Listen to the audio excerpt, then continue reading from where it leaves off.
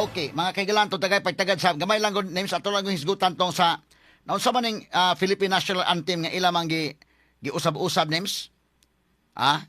Kini pag-usab sa atong National Anthem mga higala kanang tuno anahana ana say kahulugan mga kaigalaan og panisable baylo na mapataka lang og usab-usab anang mga tuno anang atong Philippine National Anthem. Kani gihimo mga higala nga kuan.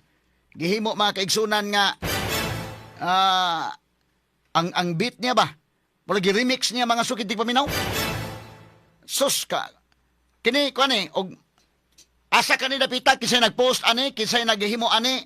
Dako ni mga higala nga sayop ha. Kani bayang magiliw na to mga higala ilang gihimo nga daw disco. Ato paminawon ko no names.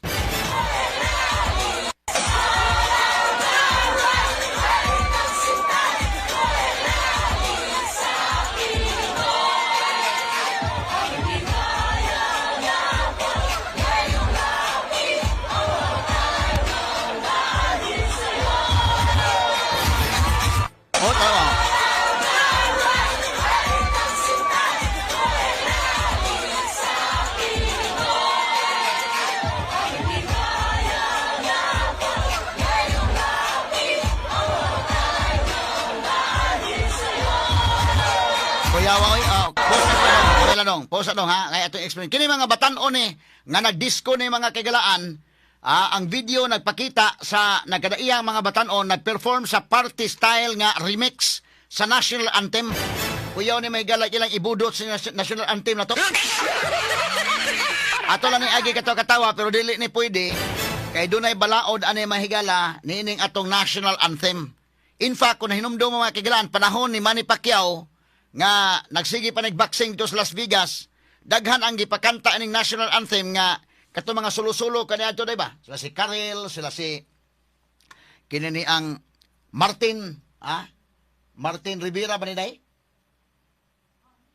Nivera, mo ni sila si Kuan. Daghan nga mga seniors ato nga pagkanta nila dito sa Las Vegas atol sa kanang fight ni Manny Pacquiao, giusab lang tono. So, na-issue ni kaniadto mga sukitig paminaw. Di pwede nga usab-usabon ang tono mga higala. Kay dunay balaod ani nga kining National Anthem kinahanglan kantahon kini according mga kaigalaan sa original musical arrangement and composition. Straight to the point. Nya ato ni mahigalang gitagaan og value kay ato man ni mga higalang National Anthem.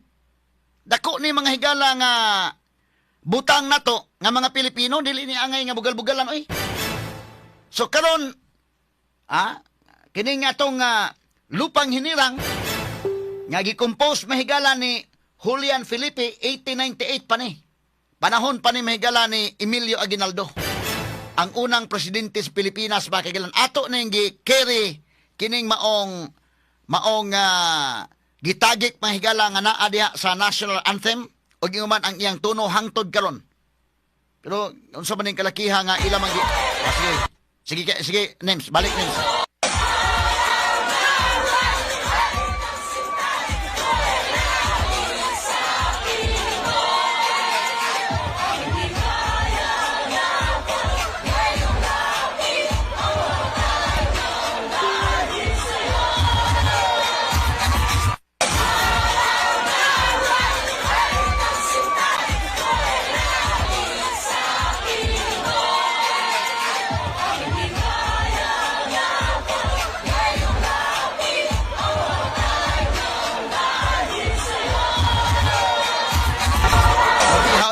O, gihimo ka na more disco, no?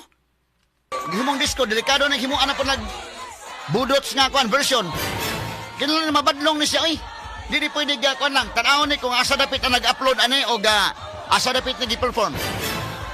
Sige, names. Balik kami.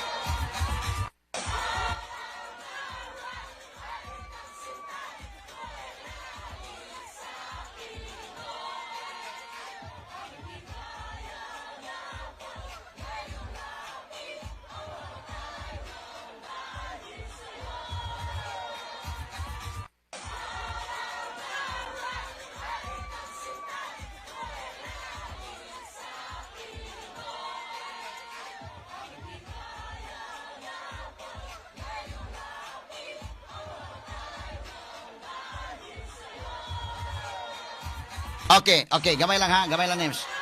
Frisa, okay. Kini mahigalang national anthem, ato ni mahigalang ang official notes ani mga kagalaan, nag-serve kini a symbol of national identity and unity mahigala nato nga mga Pilipino. Nga bisan pag-asa kadapit sa tibuok kalibutan, bisag asa nga suo ka sa tibuok kalibutan, once makabati ka sa Philippine National Anthem, mahinumdum ka sa imo mga higalang pagka-Pilipino. Nag-serve ni mahigala og identity nato og ihuman mahigala ang atong unity bisag asa ka sa tibuok kalibutan, the same lagi ng tuno daykin. Dili pwede nga dito mga higala sa asang lugar mo o ni ang tuno, dispikas nga lugar mo o ni ang tuno, di pwede. Pero kani mahigala ilang gihimo, ilang giusab mga sukiti paminaw, gidisco nila. Sige, balik ko na names balik names, sige ko na names.